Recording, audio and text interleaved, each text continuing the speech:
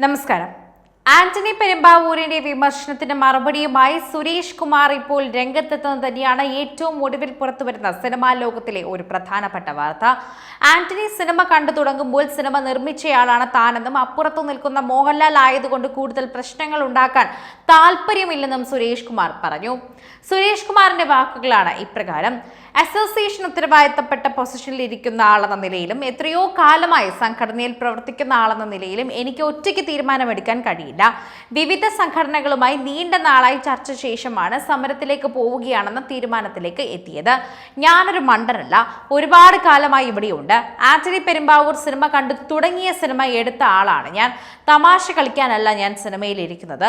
46 വർഷമായി സിനിമാ രംഗത്ത് വന്നിട്ടുണ്ട്.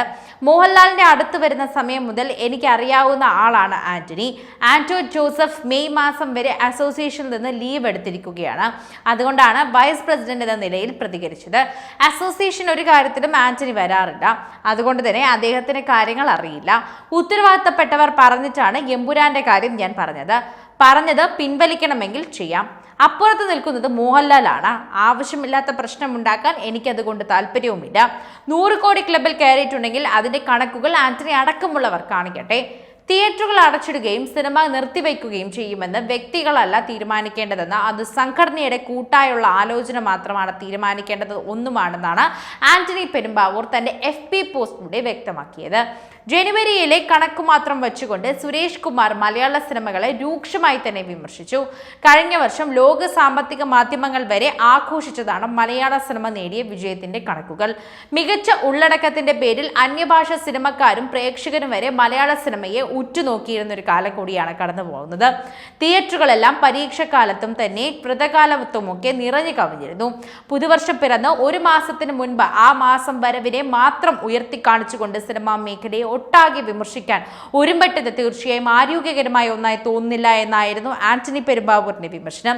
സംഘടനയിൽ അഭിപ്രായ സമന്വയമില്ലാത്ത തന്നെ കാര്യങ്ങൾ വ്യക്തിപരമായി തന്നെ പൊതുസമക്ഷം അവതരിപ്പിക്കണമെന്നാണ് അദ്ദേഹത്തിന് ചുമതലപ്പെടുത്തിയത്. ആന്റോ ജോസഫ് പ്രസിഡന്റായിരിക്കെ സുരേഷ് കുമാർ ഇങ്ങനെ സഹജീവികൾക്കെതിരെ സ്വന്തം വ്യവസായത്തിനെതിരെയും ആരോപണങ്ങൾ ചെയ്തത് എന്തുകൊണ്ടാണെന്ന് മനസ്സിലാകുന്നില്ല എന്നും ആന്റണി പറയുകയുണ്ടായി. സമരനീക്കം സിനിമയ്ക്ക് ഒരു തരത്തിലും ഗുണകരമാകില്ല. കാരണം 100 കണക്കിന് ആളുകളെ അതുവഴി 1000 കുടുംബങ്ങളെ നേരിട്ടല്ലാതെയും ബാധിക്കുന്ന ഒന്നാണത്. ഒരു നടൻ ഒരു സിനിമ നിർമ്മിച്ചാൽ ആ സിനിമ കേരളത്തിൽ പ്രദർശിപ്പിക്കില്ല എന്നൊക്കെ അടിസ്ഥാനത്തിലാണ്, എന്തിന്റെ കാര്യത്തിലാണ് നിങ്ങൾ പറയുന്നതെന്ന് പറയാമോ എന്ന് ആന്റണി ചോദിച്ചു.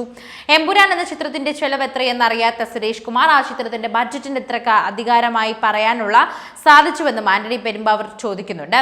പോസ്റ്റ് പ്രൊഡക്ഷൻ വർക്കുകൾ പൂർത്തിയാവാത്തൊരു സിനിമയുടെ ചിലവിനെ പറ്റി അദ്ദേഹം പൊതുവേദിയിൽ പരസ്യമാക്കിയതും വിധേയമാക്കിയതുമൊക്കെ എന്തിനാണ്? എന്റെ സിനിമകളുടെ ബഡ്ജറ്റിനെ പറ്റിയോ കളക്ഷനെ പറ്റിയോ ഒരിക്കലും ഞാൻ പരസ്യമായി സംസാരിച്ചിട്ടില്ല. എന്റെ ബിസിനസ്സുകളെ കുറിച്ചും സംസാരിച്ചിട്ടില്ലെന്നും ആന്റണി വ്യക്തമാക്കി.